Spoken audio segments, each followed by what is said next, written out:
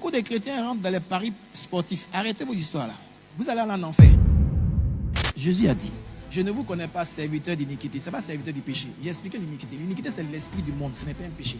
Quand quelqu'un pêche, il se répand. Mais pour une iniquité, les gens ne se répandent pas. Faire pari là.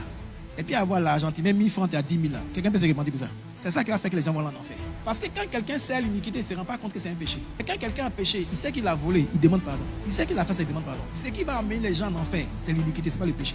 Dieu pardonne le péché, mais ne pardonne pas l'iniquité. Parce que même l'iniquité, on ne se pardonne pas ça. On ne considère pas ça comme c'est un péché. L'esprit du monde est arrivé à l'église, les gens. Tu peux t'habiller comme une païenne et puis tu dis que non, c'est ton style. Mais tu ne sais pas que c'est un péché. Tu peux commencer à avoir des attitudes du monde. Les gens font ça dans le monde, ils boivent de temps en temps des bières. Toi, tu dis non, toi, c'est ta chose. Fais ça, tu vas en enfer à cause de ça. Pour l'instant, pour ça, tu te justifies, tu demandes pardon. C'est pourquoi on demande pardon, Dieu pardonne. Mais c'est pourquoi tu demandes pardon, c'est ça qu'on appelle l'iniquité, c'est ça qui amène en enfer. L'orgueil est un type d'iniquité pour lequel les gens se disent non, moi je suis comme ça, moi je suis comme ça. Vous qui faites les paris sportifs là, Dieu n'est pas dans. Dieu dit, pour manger, il faut travailler. Ça, c'est travail ça. Arrêtez ça si vous êtes chrétien, arrêtez ça. J'ai vu beaucoup de frères en Christ faire ça. Et puis vous n'avez pas vu que c'est l'histoire des bêtes, les trucs bêtes, les trucs bêtes. Vous ne comprenez pas qu'on est en train de vous insulter.